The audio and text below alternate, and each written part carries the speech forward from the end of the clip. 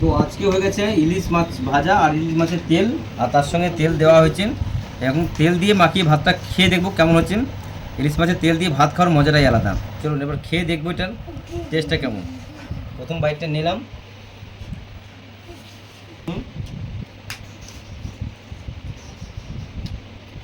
মাছের ভাজা আর তার তেল, সেই টেস্টটা নিয়ে কোনো কথা হবে না, জাস্ট অসাধারণ। যারা ভালোবাসে ইলিশ মাছ খেতে বা তেল খেতে ভালোবাসে ইলিশ মাছের, তারা বুঝতে পারবে কেমন টেস্ট এটা একদম।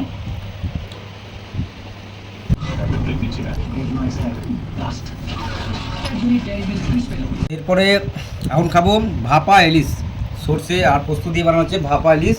ভাপা ইলিশের সেন্টটা দেখে বোঝা যাচ্ছে বেশ সুন্দর টেস্ট হচ্ছে, আর ইলিশ মাছের সেন্টটাই মেন হচ্ছে। আর এখন এটা মাখিয়ে খাবো, আর মাছটা একটু দিয়ে নেবো এটার মধ্যে। এই যে ভাত দিয়ে মাখা, এই যে মাখিয়ে একটা বাইট খেয়ে দেখি।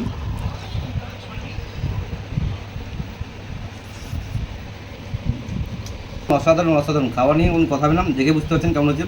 এর সঙ্গে কাঁচা লঙ্কাটা এটার মধ্যে একটু মেখে নেবো, ভাপাটা হইতো সেটাও অসাধারণ হচ্ছে।